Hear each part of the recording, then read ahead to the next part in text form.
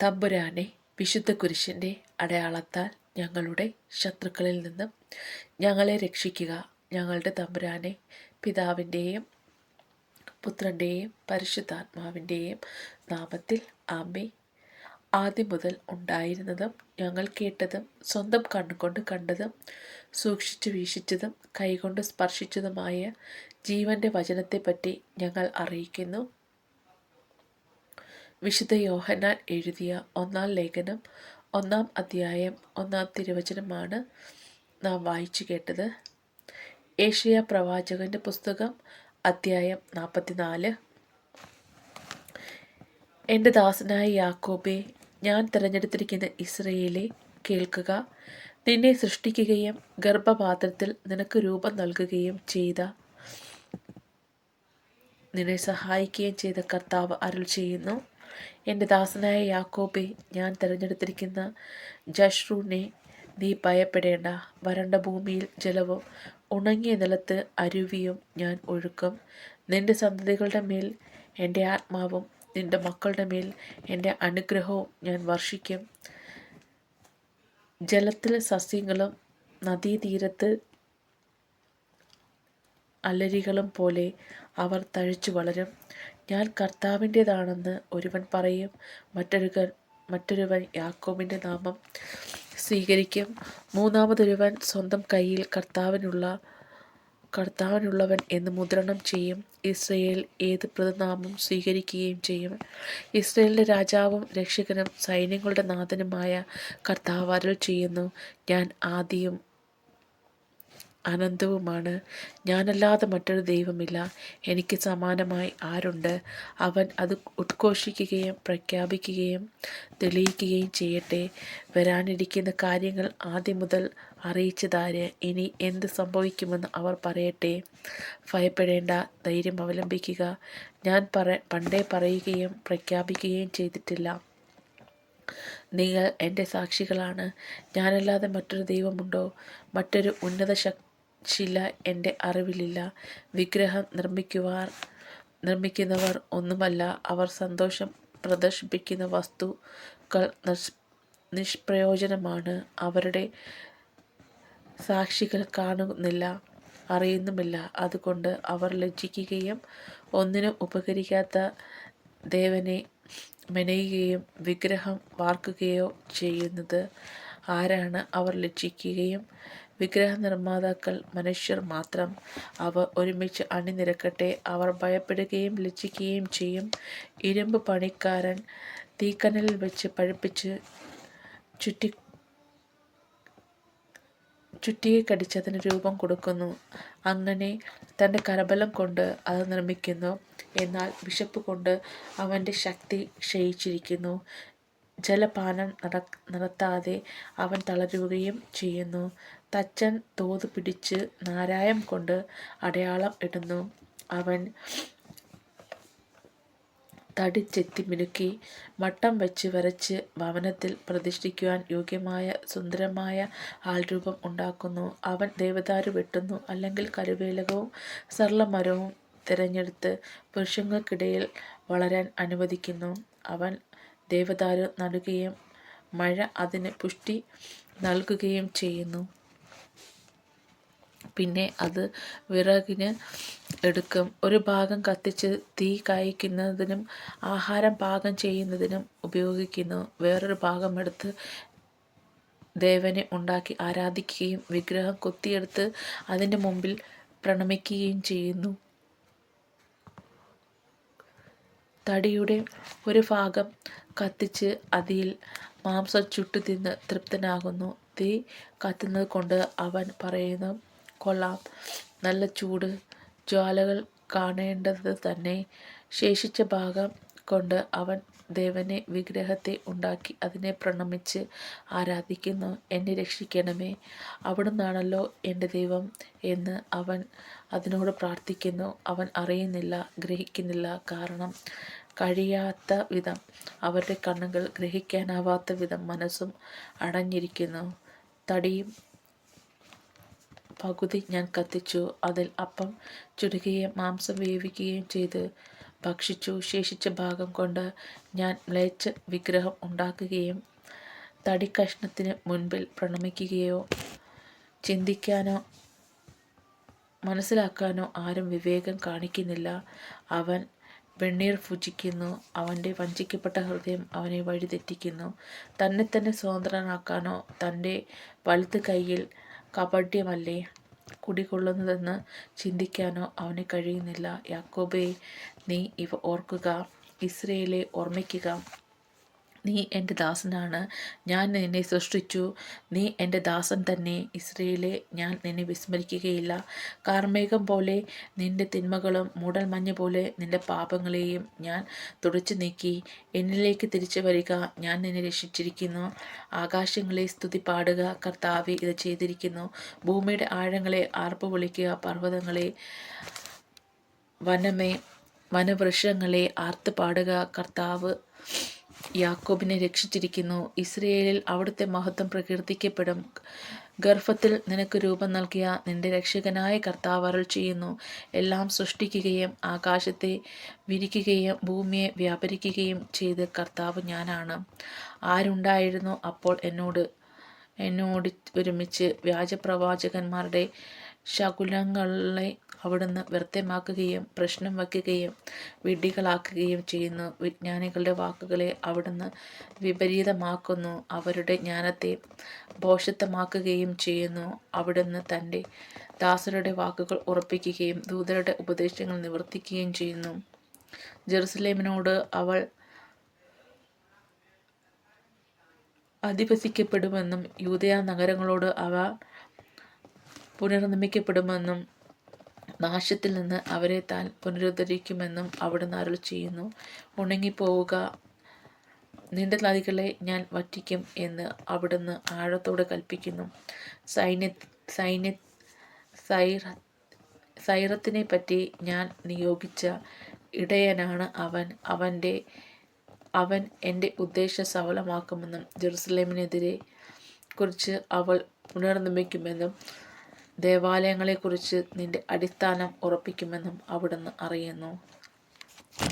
ഏശയ്യാ പ്രവാചകന്റെ പുസ്തകം അധ്യായം 45. സൈറസിനെ നിയോഗിക്കുന്നു. രാജ്യങ്ങൾ കീഴടങ്ങുന്നതിനും രാജാക്കന്മാരുടെ അരപ്പട്ടകൾ അഴിക്കുന്നതിനും നഗര കവാടങ്ങൾ അടയ്ക്കപ്പെടാതെ തുറന്നിരിക്കുന്നതിനും വേണ്ടി ആരുടെ വലത്ത് കൈ താൻ ഗ്രഹിച്ചിരിക്കുന്നതുവോ തൻ്റെ അഭിഷക്തനായ ആ സൈറസിനോട് കർത്താവ് അരുൾ ചെയ്തു. ഞാൻ നിനക്ക് മുൻപേ പോയി മലകൾ നിരപ്പാക്കും, പിച്ചളവാതിലുകൾ തകർക്കുകയും ഇരുമ്പോടാമ്പലുകൾ ഒടിക്കുകയും ചെയ്യും. നിന്നെ പേര് ചൊല്ലി വിളിച്ചിരിക്കുന്ന ഇസ്രയേലിൻ്റെ കർത്താവായ ദൈവം ഞാനാണെന്ന് നീ അറിയേണ്ടതിന് അന്ധകാരത്തിലെ നിധികളും രഹസ്യ ധനശേഖരവും ഞാൻ നിനക്ക് തരും. എൻ്റെ ദാസരായ യാക്കോബിന് ഞാൻ തിരഞ്ഞെടുത്ത ഇസ്രയേലിനും വേണ്ടി ഞാൻ നിന്നെ പേര് ചൊല്ലി വിളിച്ചിരിക്കുന്നു. നീ എന്നെ അറിയുന്നില്ലെങ്കിലും ഞാൻ നിന്നെ നിന്റെ പൃഥുനാമത്തിലും വിളിക്കുന്നു. ഞാനല്ലാതെ മറ്റൊരു കർത്താവില്ല, ഞാനല്ലാതെ മറ്റൊരു ദൈവമില്ല. നീ എന്നെ അറിയുന്നില്ലെങ്കിലും ഞാൻ നിന്റെ അരമുറുക്കും. കിഴക്ക് പടിഞ്ഞാറും ഉള്ള എല്ലാവരും ഞാനാണ് കർത്താവ്, ഞാനല്ലാതെ മറ്റൊരുവനില്ല എന്ന് പറഞ്ഞതിനും വേണ്ടി തന്നെ ഞാൻ പ്രകാശം ഉണ്ടാക്കി, ഞാൻ അന്ധകാരം സൃഷ്ടിച്ചു, ഞാൻ സുഖദുഃഖങ്ങൾ നൽകുന്നു. ഇതെല്ലാം ചെയ്ത കർത്താവ് തന്നെ. സ്വർഗങ്ങളെ മുകളിൽ നിന്നും പൊഴിക്കുക, ആകാശം നീതി ചൊരിക്കട്ടെ, ഭൂമി തുറന്ന് രക്ഷ മുളയ്ക്കട്ടെ, അങ്ങനെ നീതി സംജാതമാകട്ടെ. കർത്താവായ ഞാനാണ് ഇത് സൃഷ്ടിച്ചത്. കർത്താവ് ലോകനിയന്താവ്. ഒരുവൻ കുശവന്റെ കയ്യിലെ മൺപാത്രം മാത്രമായിരിക്കെ തൻ്റെ സൃഷ്ടാവിനെ എതിർത്താൽ അവന് ഹാ കഷ്ടം. കളിമണ്ണ് തന്നെ മെനയുന്നവനോട് നീ എന്താണ് ഉണ്ടാക്കുന്നതെന്ന് നീ ഉണ്ടാക്കിയതിന് കൈപ്പിടി ഉണ്ടോ എന്ന് ചോദിക്കുമോ? പിതാവിനോട് എന്താണ് നീ ജനിപ്പിച്ചതെന്നും മാതാവിനോട് എന്താണ് പ്രസവിക്കുന്നത് എന്നും ചോദിക്കുന്നവന് ഹാ ദുരിതം. ഇസ്രയേലിൻ്റെ പരിശുദ്ധനും സൃഷ്ടാവുമായ കർത്താവ് അരുൾ ചെയ്യുന്നു. എൻ്റെ മക്കളെ പറ്റിയോ എൻ്റെ സൃഷ്ടികളെ പറ്റിയോ എന്നെ ചോദ്യം ചെയ്യുമോ? ഞാൻ ഭൂമി ഉണ്ടാക്കി, അതിൽ മനുഷ്യരെ സൃഷ്ടിച്ചു. എൻ്റെ കരങ്ങളാണ് ആകാശത്തെ വിരിച്ചത്. ഞാൻ തന്നെയാണ് ആകാശ സൈന്യങ്ങളോട് ആജ്ഞാപിച്ചതും. സൈന്യങ്ങളുടെ കർത്താവ് അരുൾ ചെയ്യുന്നു, നീതിയിൽ ഞാൻ ഒരുവനെ ഉയർത്തി, ഞാൻ അവനെ പാത നേരെയാക്കും. പ്രതിഫലത്തിനോ സമ്മാനത്തിനോ വേണ്ടിയല്ലാതെ അവൻ എൻ്റെ നഗരം പണിയുകയും എൻ്റെ വിപ്രവാസികളെ സ്വതന്ത്രരാക്കുകയും ചെയ്യും. കർത്താവ് അരുൾ ചെയ്യുന്നു, ഈജിപ്തിൻ്റെ ധനവും എത്യോപ്യയുടെ കച്ചവടക്കാരും ദീർഘകായരായ സെബായരും നിന്റേതാകും. അവർ നിന്നെ അനുഗമിക്കും. ചങ്ങലകളാൽ ബന്ധിതരായ അവർ വന്നു നിന്നെ വണങ്ങും. ദൈവം നിന്നോട് കൂടെ മാത്രമാണ്, അവിടുന്നല്ലാതെ മറ്റൊരു ദൈവമില്ല എന്ന് പറഞ്ഞ് അവർ നിന്നോട് യാചിക്കും. ഇസ്രായേലിൻ്റെ ദൈവവും രക്ഷകനുമായവനെ, അങ്ങ് സത്യമായും മറഞ്ഞിരിക്കുന്ന ദൈവമാണ്. അവർ ലജ്ജിച്ച് തല താഴ്ത്തും. വിഗ്രഹ നിർമ്മാതാക്കൾ പരിഭ്രാന്തരാകും. കർത്താവ് ഇസ്രായേലിന് എന്നേക്കും രക്ഷ നൽകിയിരിക്കുന്നു. നിങ്ങൾ ഒരിക്കലും ലജ്ജിച്ച് തല താഴ്ത്തേണ്ടി വരികയില്ല. ഞാനാണ് കർത്താവ്, ഞാനല്ലാതെ മറ്റൊരുവനില്ല എന്ന് ആകാശം സൃഷ്ടിച്ച കർത്താവ് അരുൾ ചെയ്യുന്നു. അവിടുന്നാണ് ദൈവം. അവിടുന്ന് ഭൂമി രൂപപ്പെടുത്തി സ്ഥാപിച്ചു. വ്യർത്ഥമായിട്ടല്ല, അധിവാസയോഗ്യമായിട്ട് തന്നെ അവിടുന്ന് അത് സൃഷ്ടിച്ചു. അന്ധകാരം നിറഞ്ഞിടത്തു വെച്ച് രഹസ്യമായല്ലേ ഞാൻ സംസാരിച്ചത്. ശൂന്യതയിൽ എന്നെ തിരിയുവാൻ യാക്കോബിൻ്റെ സന്തതിയോട് ഞാൻ ആവശ്യപ്പെട്ടില്ല. കർത്താവ്, ഞാൻ സത്യം പറയുന്നു, ഞാൻ ശരിയായത് പ്രഖ്യാപിക്കുന്നു. ജനതകളിൽ അവശേഷിച്ചവരെ ഒരുമിച്ച് കൂട്ടി അടുത്തു വരുവിൻ. തടി കൊണ്ടുള്ള വിഗ്രഹം പേറി നടക്കുകയും രക്ഷിക്കുവാൻ കഴിവില്ലാത്ത ദേവന് പ്രാർത്ഥിക്കുകയും ചെയ്യുന്ന അവർ അജ്ഞരാണ്. നിങ്ങളുടെ ന്യായവാദം ഊന്നിയിരിക്കുവിൻ. അവർ കൂടെ ആലോചിക്കട്ടെ. പുരോഹിതന്മാരായ ഈ കാര്യങ്ങൾ പണ്ടു തന്നെ നിങ്ങളുടെ പറഞ്ഞതാണ്. കർത്താവ് ഞാൻ തന്നെയല്ലേ? ഞാനല്ലാതെ മറ്റൊരു ദൈവമില്ല. ഞാനാണ് നീതിമാനായ ദൈവവും രക്ഷകനുമായ മറ്റാരുമില്ല. ഭൂമിയുടെ അതിർത്തികളെ, എന്നിലേക്ക് തിരിഞ്ഞ് രക്ഷപ്പെടുക. ഞാനാണ് ദൈവം, ഞാനല്ലാതെ മറ്റൊരു ദൈവമില്ല. ഞാൻ ശപഥം ചെയ്യുന്നു, ഒരിക്കലും തിരിച്ചെടുക്കാത്ത നീതിയുടെ വാക്ക് എന്നിൽ നിന്നും പുറപ്പെട്ടിരിക്കുന്നു. എല്ലാവരും എൻ്റെ മുമ്പിൽ മുട്ടുമടക്കും. എല്ലാ നാവും ശപഥം ചെയ്യും. നീതിയും ബലവും കർത്താവിൻ്റെ മാത്രം എന്ന് എന്നെക്കുറിച്ച് മനുഷ്യർ പറയും. അവിടുത്തെ എതിർക്കുന്നവരെല്ലാം അവിടുത്തെ മുൻപിൽ ലജ്ജിതരാകും. ഇസ്രായേലിൻ്റെ സന്തതികൾ കർത്താവിൽ വിജയവും മഹത്വവും കൈവരിക്കും. ഏശയ്യാ പ്രവാചകന്റെ പുസ്തകം അധ്യായം 46. വ്യാജദേവന്മാരുടെ പതനം. ബേൽ മുട്ടുമടക്കുന്നു, നേബ കുമ്പിടുന്നു. അവരുടെ വിഗ്രഹങ്ങൾ കന്നുകാലികളുടെയും മൃഗങ്ങളുടെയും മേൽ വച്ചിരിക്കുന്നു. നിങ്ങൾ വഹിക്കുന്ന ഈ വിഗ്രഹങ്ങൾ പരീക്ഷണരായ മൃഗങ്ങൾ ചുമക്കുന്ന ഭാരം പോലെയാണ്. അവ കുനിഞ്ഞ് കുമ്പിട്ടു പോകുന്നു. അവയെ ഭാരത്തിൽ നിന്നും രക്ഷിക്കുവാനാകാതെ അവരുടെ അടിമത്തത്തിലേക്ക് നീങ്ങുന്നു. ഗർഭത്തിലും ജനിച്ചിരിക്കുന്നതിന് ശേഷവും ഞാൻ വഹിച്ച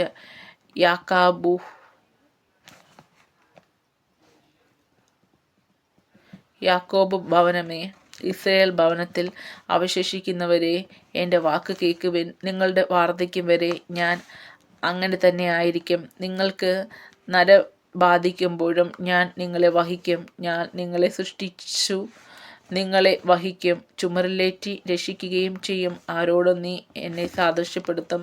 ആരാണ് എനിക്ക് തുല്യൻ? ആരോട് എന്നെ തുലനം ചെയ്യും? എനിക്ക് സമാധാനമായി ആരുണ്ട്?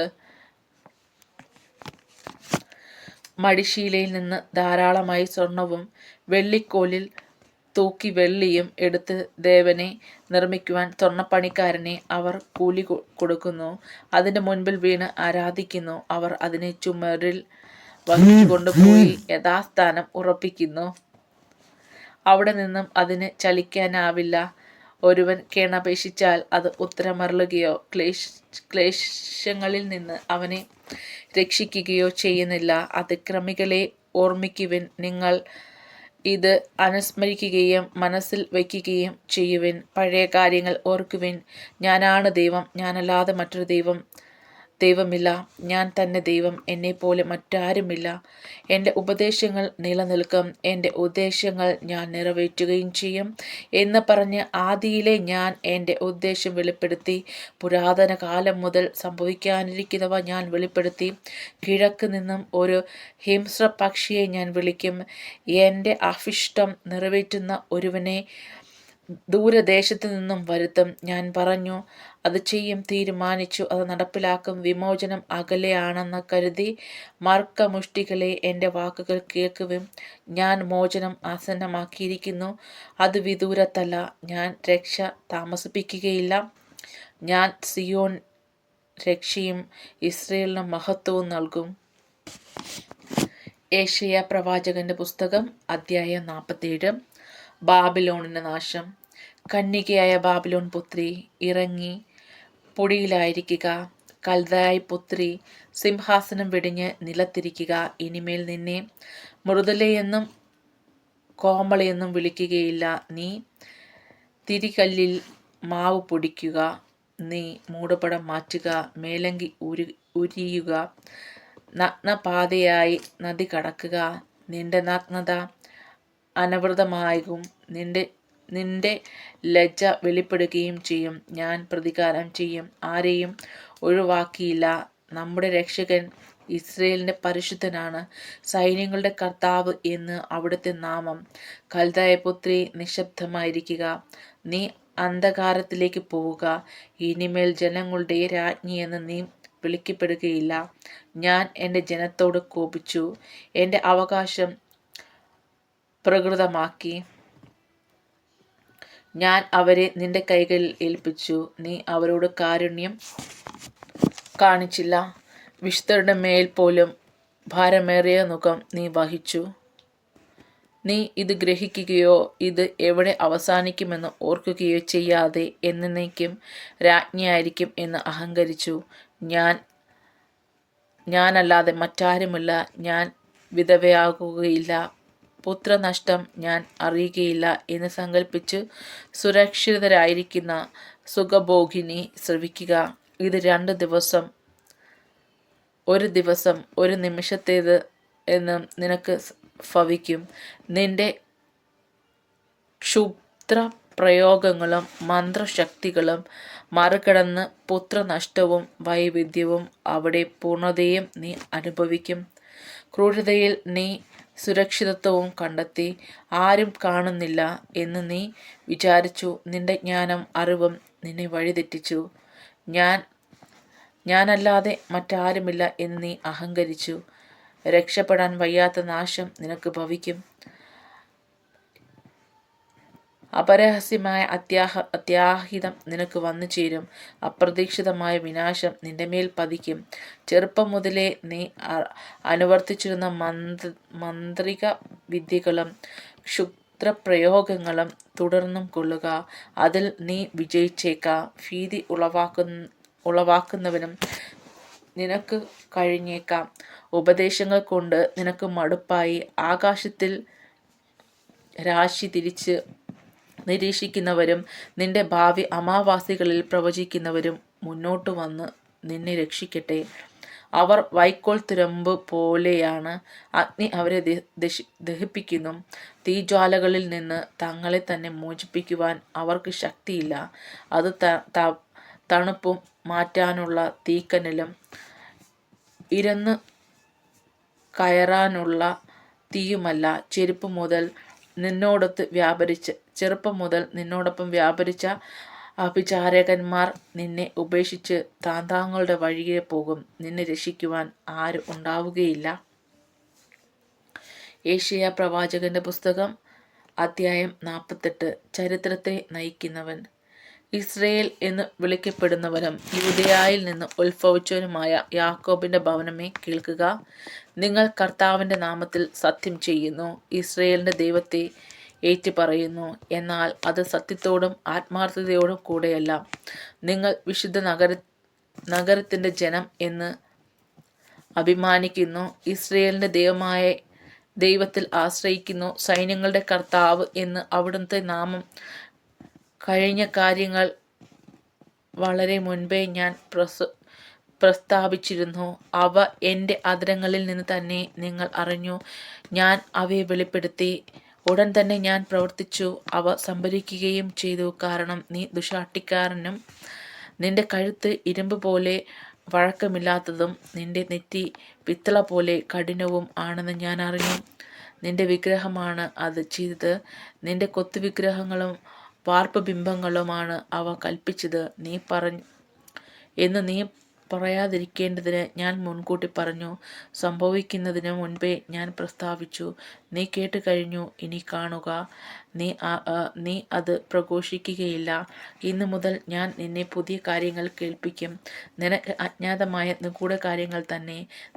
എനിക്ക് അത് അറിയാമായിരുന്നു എന്ന് നീ പറയാതിരിക്കേണ്ടതിന് അവയെ വളരെ നാൾ മുൻപല്ല, ഇപ്പോൾ സൃഷ്ടിച്ചതാണ്.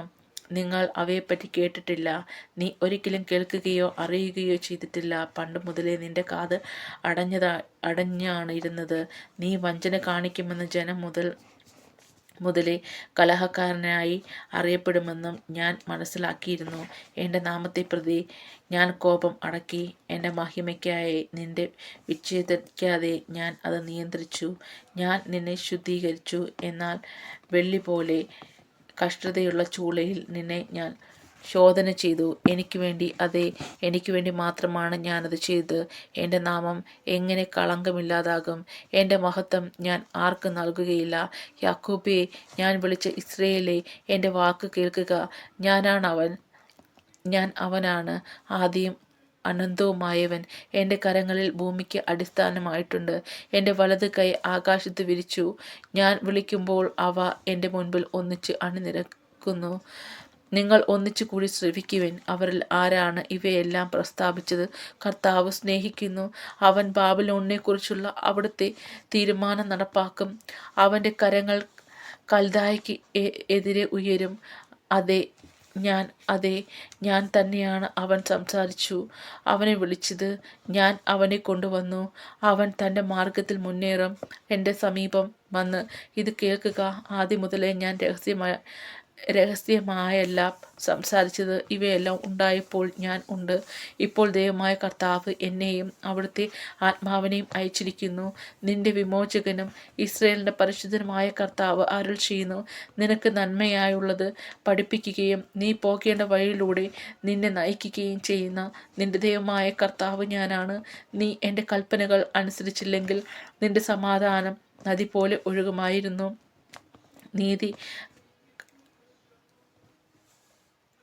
നീതി കടലലകൾ പോലെ ഉയരുമായിരുന്നു.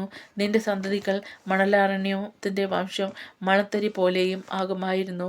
അവരുടെ നാമം എൻ്റെ മുൻപിൽ നിന്ന് ഒരിക്കലും വിച്ഛേദിക്കപ്പെടുകയോ നശിക്കുകയോ ഇല്ലായിരുന്നു. ബാബിലോണിൽ നിന്നും പുറപ്പെടുന്ന കൽദായിൽ നിന്നും പലായനം ചെയ്യുക. ആനന്ദഘോഷത്തോടെ ഇത് പ്രഘോഷിക്കുക. കർത്താവാണ് തൻ്റെ ദാസനായ യാക്കോബിനെ രക്ഷിച്ചുവെന്നും ഭൂമിയുടെ അതിർത്തികൾ വരെയും വിളിച്ചറിയിക്കുക. അവിടുന്ന് ഭൂമിയിലൂടെ അവരെ നയിച്ചപ്പോൾ അവർക്ക് ദഹിച്ചില്ല. അവർക്കായി അവിടുന്ന് പാറയിൽ നിന്നും ഒരു ജലം ഒഴുക്കി. അവിടുന്ന് പാറയിൽ അടിച്ചു, ജലം പ്രവഹിച്ചു. കർത്താവ് അരുൾ ചെയ്യുന്നു, ദുഷ്ടർക്ക് ഒരിക്കലും സമാധാനം ഉണ്ടാവുകയില്ല.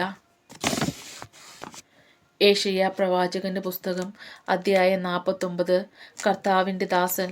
തീരദേശങ്ങളെ, വിദൂര ജനതകളെ, എൻ്റെ വാക്ക് കേൾക്കുവിൻ. ഗർഭത്തിൽ തന്നെ എന്നെ കർത്താവ് വിളിച്ചു. അമ്മയുടെ ഉദരത്തിൽ വെച്ച് തന്നെ അവിടുന്ന് എനിക്ക് നാമം ചെയ്തു. എൻ്റെ നാവിനെ അവിടുന്ന് മൂർച്ചയുള്ള വാള് പോലെയാക്കി.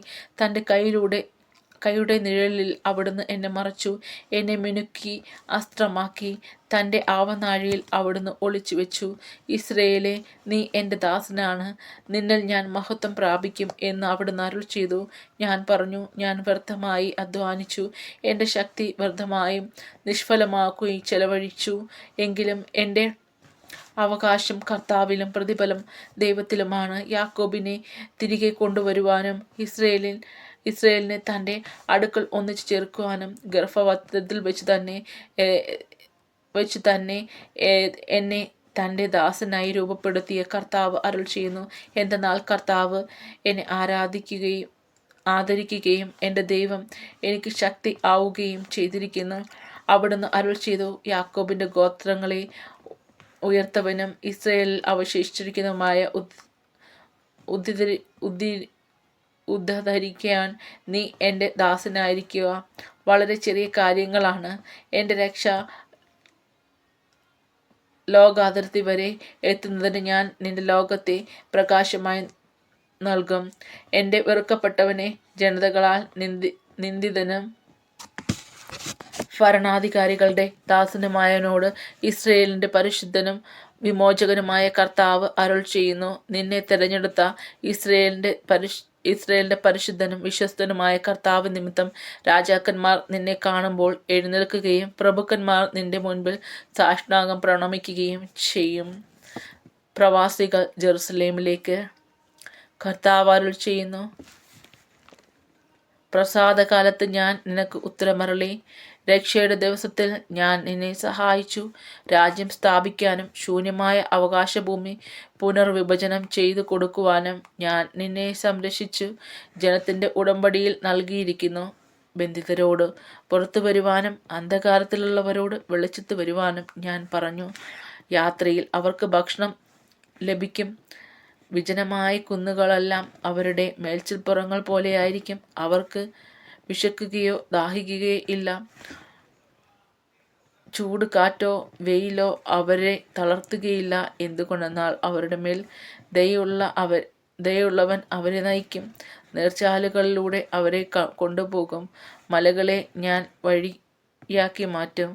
രാജവീഥികൾ ഉയർത്തും. അങ്ങ് ദൂരെ നിന്നും വടക്കു നിന്നും പടിഞ്ഞാറ് നിന്നും സിയോൻ ദേശത്തു നിന്നും അവൻ വരും. ആകാശമേ, ആനന്ദഗാനം ആലപിക്കുക. ഭൂമിയെ ആർത്ത് വിളിക്കുക. മലകളെ ആർത്ത് പാടുക. കർത്താവ് തൻ്റെ ജനത്തെ ആശ്വസിപ്പിച്ചിരിക്കുന്നു. ദുരിതമനുഭവിക്കുന്ന തൻ്റെ ജനത്തോട് അവിടുന്ന് കരുണ കാണിക്കും. എന്നാൽ സിയോൻ പറഞ്ഞു, കർത്താവ് എന്നെ ഉപേക്ഷിച്ചു. എൻ്റെ കർത്താവ് എന്നെ മറന്നു കളഞ്ഞു. മുല കുടിക്കുന്ന കുഞ്ഞിനെ അമ്മയ്ക്ക് മറക്കാനാകുമോ? പുത്രനോട് പെറ്റമ്മ കരുണ കാണിക്കാതിരിക്കുമോ? അവൾ മറന്നാലും ഞാൻ നിന്നെ മറക്കുകയില്ല. ഇതാ, നിന്നെ ഞാൻ എൻ്റെ ഉള്ളം കൈയിൽ രേഖപ്പെടുത്തിയിരിക്കുന്നു. നിന്റെ മതിലുകൾ എപ്പോഴും എൻ്റെ കൺമുമ്പിലുണ്ട്. നിന്റെ നിർമ്മാതാക്കൾ നിന്നെ നശിപ്പിച്ചവരേക്കാൾ വേഗമുള്ളവരാണ്. നിന്നെ വിജയമാക്കിയവർ നിന്നിൽ നിന്നും അകന്നു പോയിരിക്കുന്നു. ചുറ്റും നോക്കുക, അവർ ഒന്നു ചേർന്ന് നിന്റെ അടുക്കൽ വരുന്നു. കർത്താവായ ഞാൻ ശബ്ദം ചെയ്യുന്നു. നീ അവരെ ആഭരണമായി അണിയും. വധുവിനെ പോലെ നീ അവരെ നിന്നോട് ചേർക്കും. നിന്റെ പാഴ്നിലങ്ങളും വിജനപ്രദേശങ്ങളും കൊള്ളയടിക്കപ്പെട്ട സ്ഥലങ്ങളും അധിവാസത്തിന് തികയുകയില്ല. നിന്നെ വിഴുങ്ങുന്നവൻ അകന്നു പോകും. സന്താനങ്ങൾ നഷ്ടപ്പെട്ടെന്നോർത്ത് ദുഃഖിക്കുന്ന നിന്നോട് അവർ തിരിച്ചു വന്ന് പറയും, ഈ സ്ഥലം എനിക്ക് പോരാ, എനിക്ക് വസിക്കുവാൻ ഇടം തരിക. അപ്പോൾ നീ ഹൃദയത്തിൽ പറയും, വന്ധ്യയും പുത്രഹീനയും പ്രവാസിനിയും പരിത്യക്തയും ആയിരുന്ന എനിക്ക് ഇവർ എങ്ങനെ ജനിച്ചു? ആര് ഇവളെ വളർത്തി? ഞാൻ ഏകനായിരുന്നിട്ടും ഇവർ എവിടെ നിന്ന് വന്നു? ദൈവമായ കർത്താവ് അരുൾ ചെയ്യുന്നു, ജനതകൾക്ക് നേരെ ഞാൻ കരം ഉയർത്തുകയും അവർക്ക് അടയാളം കൊടുക്കുകയും ചെയ്തു. അവർ നിന്റെ പുത്രന്മാരെ മാറിലണച്ചു, പുത്രിമാരെ തോളിലേറ്റിയും കൊണ്ടുവരും. രാജാക്കന്മാർ നിന്റെ വളർത്തുപിതാക്കന്മാരും രാജ്ഞിമാർ വളർത്തമ്മമാരും ആയിരിക്കും. അവർ നിന്നെ സാഷ്ടാംഗം വീണ് വണങ്ങും. നിന്റെ കാലടികൾ പൊടി നക്കുകയും ചെയ്യും. ഞാനാണ് കർത്താവ് എന്ന് അപ്പോൾ നീ അറിയും. എനിക്ക് വേണ്ടി കാത്തിരുന്നവർ ലജ്ജിതരായി പോവുകയില്ല. ശക്തിയിൽ നിന്ന് ഇരയോ സ്വച്ഛേദിപതികളിൽ നിന്ന് അടിമകളായോ വിടുവിക്കൽ കഴിയും. കർത്താവ് അരുൾ ചെയ്യുന്നു, ശക്തിയിൽ നിന്ന് അടിമകളെ വിടുവിക്കുകയും സ്വച്ഛേദാപതികളിൽ നിന്ന് ഇവരെ രക്ഷിക്കുകയും ചെയ്യും. എന്തെന്നാൽ നിന്നോട് പൊരുതുന്നവരോട് ഞാൻ പോരിടുകയും നിന്റെ മക്കളെ രക്ഷിക്കുകയും ചെയ്യും. നിന്നെ മർദ്ദിക്കുന്നവർ സ്വന്തം മാംസം ഭക്ഷിക്കുവാൻ ഞാൻ ഇടവരുത്തും. വീഞ്ഞ് കണ്ടെത്തുന്നത് പോലെ സ്വന്തം രക്തം കുടിച്ച് അവർ മത്ത് പിടിക്കും. ഞാൻ നിന്റെ രക്ഷകനും മോചകനും യാക്കോബിൻ്റെ സർവശക്തനും ആണെന്ന് അപ്പോൾ മർത്തികുലം അറിയും. ദൈവമായ കർത്താവിന് സ്തുതി. സ്വർഗസ്നായ ഞങ്ങളുടെ പിതാവേ, അങ്ങയുടെ നാമം പൂജിതമാകണമേ, അങ്ങയുടെ രാജ്യം വരണമേ, അങ്ങയുടെ തിരുമനസ്സ് സ്വർഗത്തിലെ പോലെ ഭൂമിയിലോ ആകണമേ. അന്നു വേണ്ടുന്ന ആഹാരം ഇന്ന് ഞങ്ങൾക്ക് തരണമേ. ഞങ്ങളോട് തെറ്റ് ചെയ്യുന്നവരോട് ഞങ്ങൾ ക്ഷമിക്കുന്ന പോലെ ഞങ്ങളുടെ തെറ്റുകൾ ഞങ്ങളോട് ക്ഷമിക്കണമേ. ഞങ്ങളെ പ്രലോഭനത്തിൽ ഉൾപ്പെടുത്തരുതേ, തിന്മയിൽ നിന്ന് ഞങ്ങളെ കാത്തുരക്ഷിക്കണമേ. ആമേൻ. നന്മ നിറഞ്ഞ മറിയമേ സുസ്തി, കർത്താവ് അങ്ങയുടെ കൂടെ സ്ത്രീകളിൽ അങ്ങ് അനുഗ്രഹിക്കപ്പെട്ടവളാവുന്നു. അങ്ങയുടെ ഉദരത്തിൻ ബലമായ ഈശോ അനുഗ്രഹിക്കപ്പെട്ടവനാവുന്നു. പരിശുദ്ധ മറിയമേ തമ്പുരാൻ്റെ അമ്മേ, പാപികളായ ഞങ്ങൾക്ക് വേണ്ടി ഇപ്പോഴും ഞങ്ങളുടെ മരണസമയത്തും തമ്പുരാനോട് അപേക്ഷിക്കണമേ. ആമേ. പിതാവിൻ്റെയും പുത്രൻ്റെയും പരിശുദ്ധാത്മാവിൻ്റെ നാമത്തിൽ ആമേ. അതിലെ പോലെ ഇപ്പോഴും എപ്പോഴും എന്നേക്കും ആമേ.